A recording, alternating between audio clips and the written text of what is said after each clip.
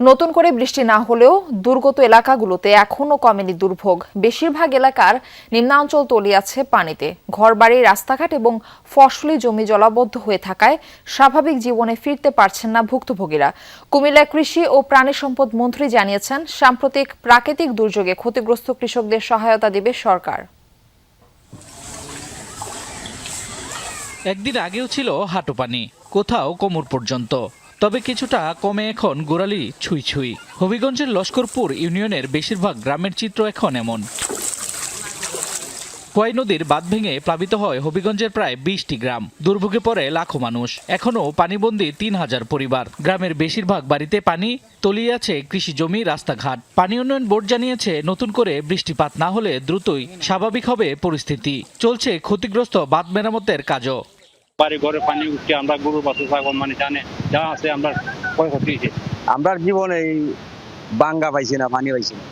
এখন মাদ্রাসা, বাড়ি ঘর, উষা যা জমি আমরা পানির তোলে। বৃষ্টি না হওয়ায় কিছুটা স্বস্তিতে মৌলভীবাজারের মানুষ। শহরের চাঁদনীঘাট পয়েন্ট সহ জেলার সব নদ নদীর পানি এখন বিপদসীমার নিচে।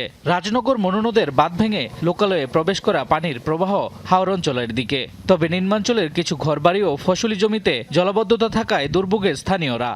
বন্যার পানি এবং আলি নষ্ট করছে। বন্যায় আমরা তো বাড়িঘর প্রায় প্রচুর ডুবি রয়েছে। এরপরে আমরা যে কৃষি করছিলাম কিছু রয়েছে না, সব কিছু পানি লয়ে গেছে। শেরপুরের মহারশী, ভোগাই, সোমেশ্বরী ও চেল্লাইখালী নদীর পানিও বইছে বিপদসীমার নিচ দিয়ে। শেরপুর নানিতাবাড়ি সড়কের গোল্লারপাড় এলাকায় প্রায় 50 মিটার সড়ক ক্ষতিগ্রস্ত হওয়ায় ব্যাহত হচ্ছে যান চলাচল। নদী তীরবর্তী বিস্তীর্ণ এলাকার কৃষি জমিও ক্ষতিগ্রস্ত হয়েছে।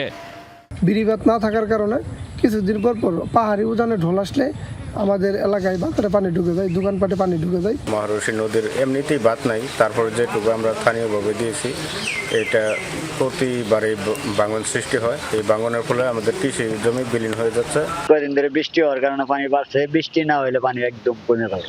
কুমিল্লায় বৃক্ষ মেলায় উদ্বোধনী অনুষ্ঠানে যোগ দিয়ে কৃষি ও প্রাণী সম্পদ মন্ত্রী আমিনুর রশিদ বলেন, সাম্প্রতিক সময়ে প্রাকৃতিক দুর্যোগে ক্ষতিগ্রস্ত কৃষকদের তালিকা করে সহায়তা দেবে সরকার।